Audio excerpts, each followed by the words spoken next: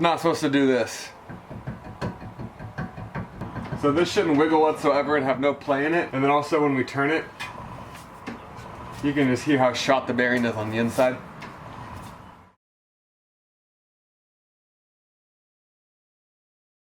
What is up, YouTube? Thank you for coming to my channel. Today we're working on a 2006 BMW E90. We're going to be replacing the wheel bearings, which is not an easy task for most. Today we're going to be doing it without taking off the whole entire assembly. A lot of the times on this job you have to take out the whole assembly and press the bearing in and press it back out. I'm going to show you how to just take a couple shortcuts and not even disconnect the e-brake to get it out of there. This method does require renting a few tools, which I highly recommend. One of the tools is a little expensive to rent, but they do give you your money back at the end, and this will save you so much time and stress. And of course, you're gonna wanna have the new bearing available as well. I ordered mine from Pelican Parts. Really great service, a really great website. They shipped extremely quickly, and I found these bearings for $28 a piece. These are $98 a piece at any parts store I go to locally, and as you can imagine, even more at the dealership, so I'm not paying that. So shout out to Pelican Parts for always having cheap quality parts. They definitely are a huge help. We're using the FAGs today, the fag bearings, if you say that. I guess it's the brand here.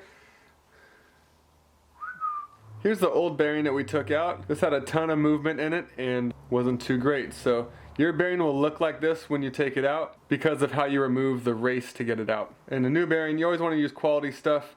I freeze mine before I put them in because it contracts the metal slightly and just makes it a little bit easier to apply. Also in this method, I'm going to be showing you how to remove the axle nut without having to put the wheel on the ground and without having to lift the car up and back down because you have to take out the center caps on the wheels. So I'll show you a quick hack to get this off as well. Let's begin. So one of the first steps is remove the axle nut here. We have a tool that we made so that we could hammer out the axle nuts. Just works really well. You can use a screwdriver or a pick, some kind of tap, and obviously you'll want a quality hammer.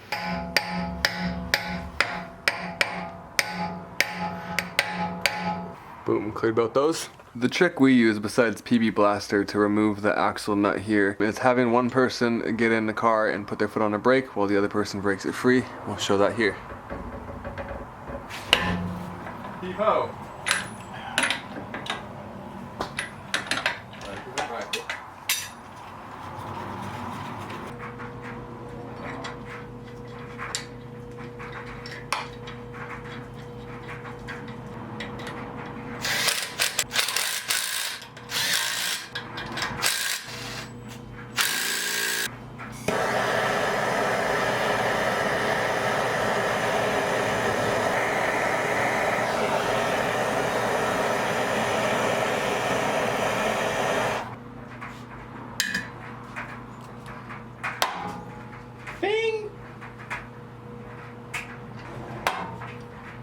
We finally fucking got it! Alright, we got it broken free now, so we will pop this back off.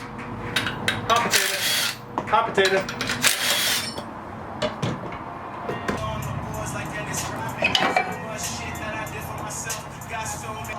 Take it off.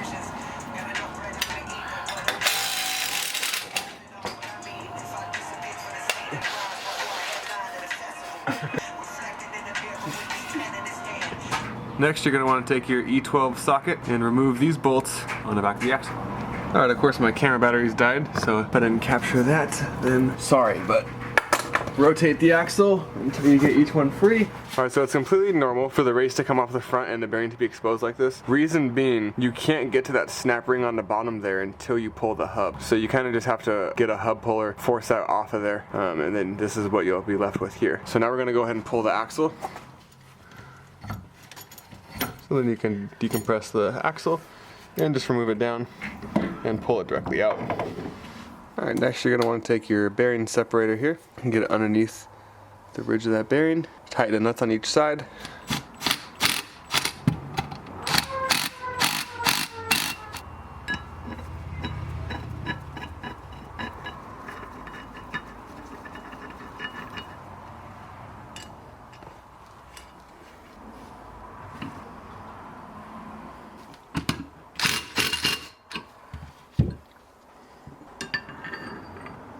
We use the bar to stop the bolt from going through, obviously. We use the socket so that we have enough support all the way around the race right here. So we're going to want to pull the race all the way up and above the socket. If you don't use the socket, you'll only get it up so far before the tool runs out. You can replace this with anything that's flat or fills in the hole, and then just make sure that it's secure and an even ring right there so you can get the race off.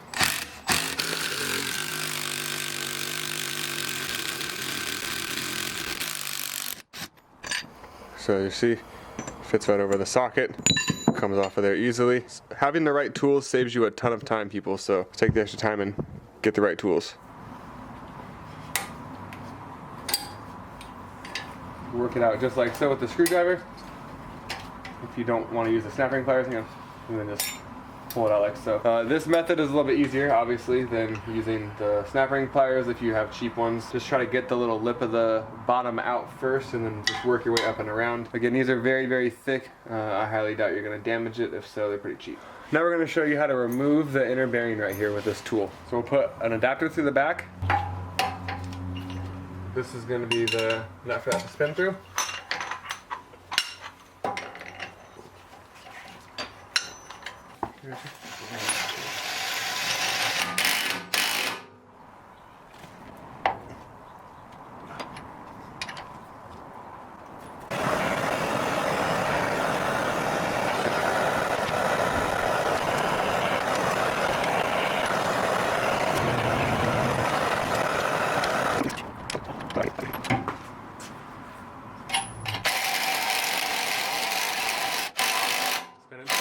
Nope. And there, you have a bearing. If you did heat it, careful not to touch this with your hand. You'll burn the shit out of yourself. Set it down, wait for it to cool down. There's the bearing. That's how the separator works right there. It pulls it from that back plate, slides it right out. Again, we're still connected everywhere. Next, you're gonna wanna clean and prep your hub. All right, now you're gonna wanna grab your new bearing. I got mine right out of the freezer. As I was saying, it does help it contract slightly. So we'll put this adapter in the back, that way it cinches down the back of the bearing and also lines it up in the center.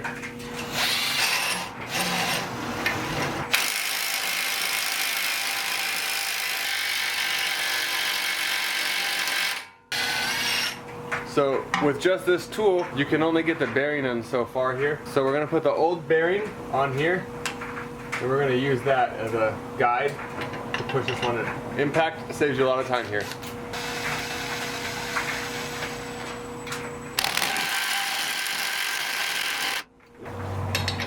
All right, so now we're all the way in, so we're going back out.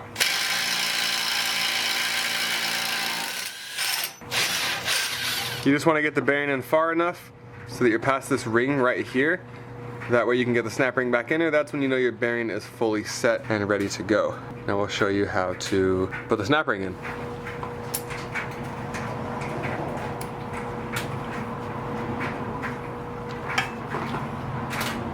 Like so. Stick it in there. All right, after the snap ring is installed, make sure you install this before you try to put the hub in. We're just gonna reuse our old hub here.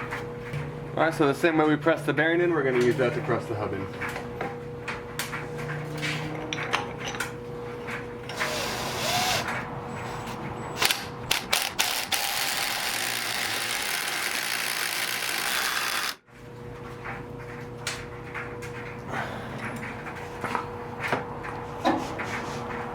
Dink.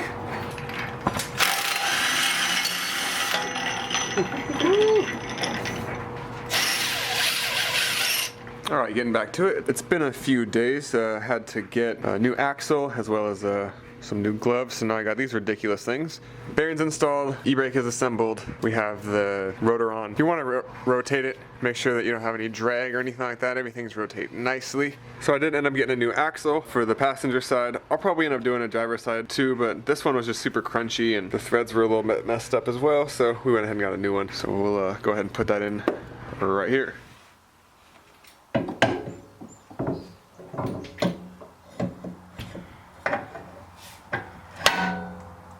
Alright, so a big tip to getting your axle in without removing any of the control arm knuckles here is actually using a jack and just putting a little bit of pressure on here. When you lift that up, it makes it longer, so then you have more room to get that axle in underneath. We're already up and in there with everything still connected, so yee! another little hack you can do if you don't have an extra set of hands, you can put a couple lug nuts in and use that for support here, because as you see, if I hold this, it can't be turned. So you can hold that with one hand if you're by yourself and bolt it up on the other side, or with two people, it's a lot easier as well. You can let it just sit here too. I'm just holding it until it stays in place, but it'll lock in. If you need to rotate it, you can just reposition it.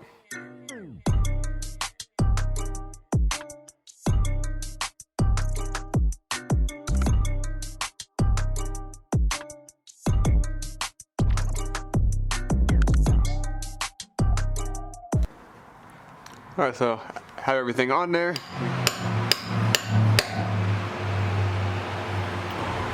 Bing.